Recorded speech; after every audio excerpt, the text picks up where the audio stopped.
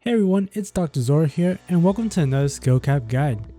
Today we're going to be comparing the habits of low elo players and high elo players. Players of different skill levels have different habits, and identifying what these habits are will help us learn about what we want to learn to do and potentially what we want to unlearn to do. We have looked at some of the top pros currently playing Valorant, as well as video reviews of players of all rankings to show how these different ranks play out. This will allow us to learn good habits to do, as well as what the bad habits are and how to remove them. By the end of this guide, you'll learn mistakes that lower ranked players do and tendencies that the higher ranked players do. By mixing and matching these different levels, you'll then learn how to play more efficient Valorant, fix up mistakes that you're currently making, and therefore get more kills and round wins to rank up quickly. But before we get into that, we're excited to announce our brand new hyper improved platform specifically designed to help you improve fast. At SkillCapped.com, you'll finally learn how to level up your aim, different techniques to win gunfights, and so much more. We have professional courses on every single agent, map, and mechanic in Valorant. This is backed up by the top pros, players, and coaches to make sure you're getting the most up-to-date and accurate information possible. In fact, we're so confident that you'll improve using our system that we offer a rank improvement guarantee. Check it out yourself in the link below. Simply put in what rank you're currently at and find out what rank you're guaranteed by using our system. So what are you waiting for? Unlock your true potential and get the rank you've always wanted at SkillCapped.com, link in the description below. Alright, enough with the hype, let's jump right into the video. First up, one of the biggest and most obvious differences between lower ranked players and high ranked players is crosshair placement. Amongst the lowest ranks, many players have probably heard about placing their crosshair high at head level, but there's a bit more complexity to that statement than meets the eye. Initially, many players start off placing their crosshair far too low at the body or even at the ground. By doing this, you're very unlikely to hit a headshot and will have to hit more body shots to eliminate players. This is different from higher ranked players who will have their crosshair aimed high, and as a result, they actually end up with a headshot kill more often than a body shot kill. This is the basic idea of crosshair placement, and some lower ranked players will get this, but they don't do it properly and only remember to do it for a small portion of each round. For example, these players may start off aiming low, and then when they actually see an enemy, they try to flick higher up, which can be very difficult to do. This effort can be reduced by keeping the crosshair at head level when you know you're about to get into an engagement, but also keep it at head level throughout the entire game and make that a habit. It's good practice to really just never put your crosshair anywhere but head level. Even if you don't see any enemies or you're trying to rotate your positioning, keep that crosshair up at the head. You never know if an enemy could be flanking and surprising you, and you don't want to get caught off guard by that while having your crosshair at the floor. Keeping that crosshair up at the head is also just good practice, and if this becomes automatic, you'll have less work to do and less effort to hit your shots when an actual enemy shows up.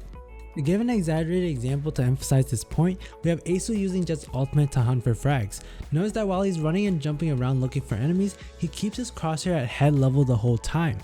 Even when he is flicking back to the site where the enemies are unlikely to be at, he still keeps his crosshair at headshot level the whole time through when he's rotating through the map.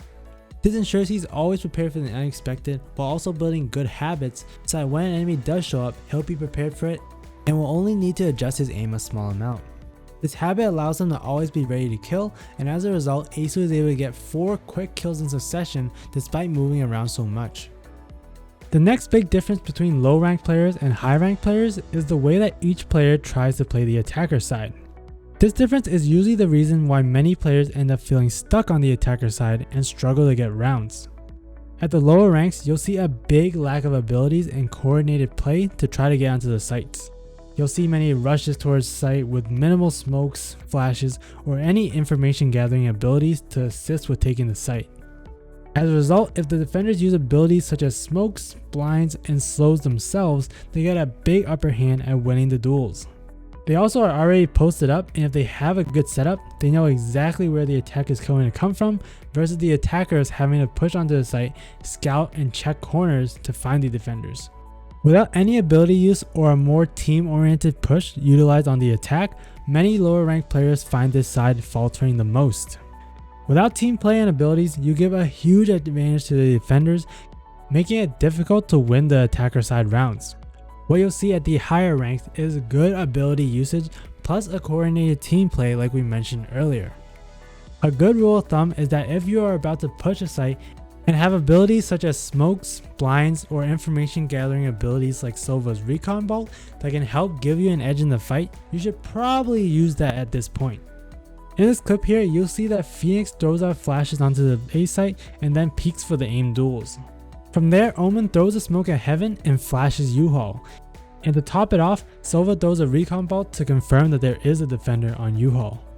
By putting all these abilities together for a well-coordinated play, Genji is able to isolate defenders on TSM and have a better chance of taking over the site.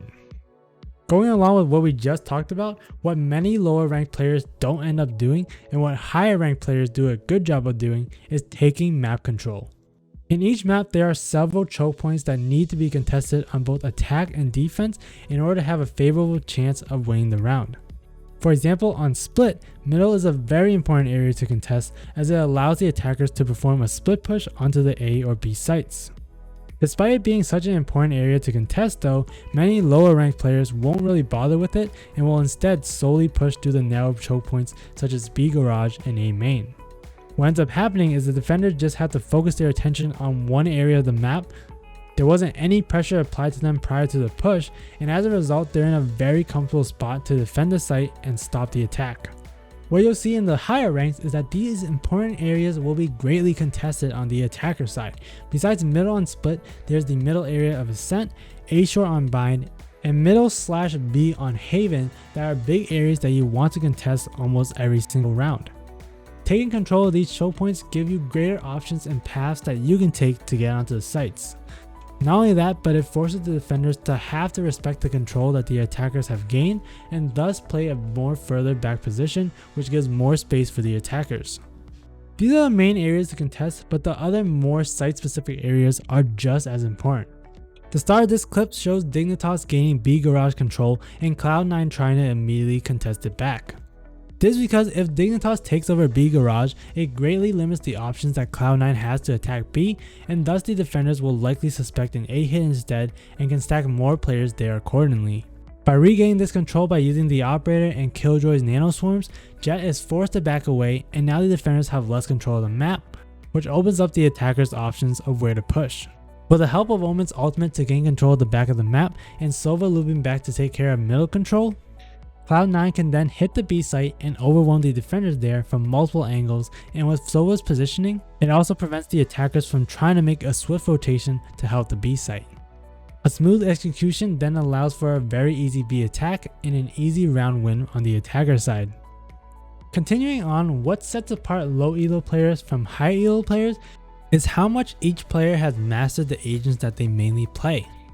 With 11 agents with various abilities and playstyles, it's important to have 1 to 2, at most 3 agents that you primarily play, so that you have time to practice and learn how to utilize that agent's ability kit to the fullest potential.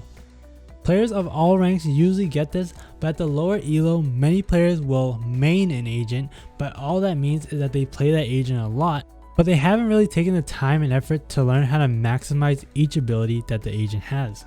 For example, there are Jett mains that don't use abilities at all, which defeats the main advantage of using Jett, which is for her mobility. Being able to take risky fights and then dash away safely, along with updrafting over to weird positions and angles, are just a few of the unique aspects of Jett that make her a tricky agent to deal with. Another example is Sova, where there are multiple fantastic lineups that you can learn to get information on different parts of the map. Along with that, knowing to aim your recon bolt as high as possible to ensure you get the most vision without objects blocking the sonar signal is also an important part of playing Sova. These are just a few examples. If you'd like to learn more on how to master a certain agent, make sure to check out our agent guides. Point being, the higher ranked players know the advanced tips and tricks of playing an agent, thus allowing them to contribute better to his or her team and also allowing themselves to grab more kills and attack and defend appropriately with that agent. Meanwhile, lower ranked players play pretty standard regardless of what agent they play, thus decreasing the effectiveness of the agent they've chosen and resulting in a more inefficient playstyle and a decreased number of plays that you can make to grab kills. Lastly, to wrap things all up, a fifth big difference that you'll see between lower ranked players and higher ranked players is how patient higher ranked players will be when trying to shoot their shots versus how panicky lower ranked players can get when they try to fire their shots. Now when you're taking aim duels, the player who reacts the fastest will usually win. However, reacting fast does not mean flicking all over the place and then spraying wildly in a panic, hoping to land some shots to get a kill. This kind of panic and wide flicking can make it very difficult to hit your enemies, and is very common in lower ranked players when they're in the heat of the moment. What higher ranked players will do is react quickly, but also with a more patient and calm mindset. This can be difficult to see with rifles, but these players will take a split second to identify a player on their screen and then calmly move their mouse to the new target to grab a quick headshot. This patient firing is much more apparent when you see low elo players and high elo players using pistols. Low elo players tend to panic, move around too much, while also clicking and spraying their pistol as fast as they can. Meanwhile, at the higher rankings with the classic, Ghost, or Sheriff, you'll see a much more slow and methodical approach where the players are going for quality over quantity. At close range, you may see that same rapid firing of a pistol because the enemies are so close and easy to hit. But at further ranges, you'll see many players slow their firing down. They'll fire a few bullets, then take a few lateral steps to let the recoil reset before firing again. It's a relatively minor detail, but makes all the difference in giving you ample time to line up your shot, while also making sure that you don't let recoil overwhelm you and cause you to miss. So if you want to play more like the higher ranked players, you'll want to take an extra fraction of a second to line up your aim properly before shooting, and you'll find yourself hitting more and more shots. And the better you get at that, the faster you'll be able to react while also aiming your weapon to get a swift kill and win more of your aim duels. And remember, if you want to improve, win more gunfights, and get the rank you've always wanted, then check out SkillCapped.com, link in the description below. Alright, so what differences do you see in your play versus the higher ranks? Let us know in the comment section below so that we can all learn from them.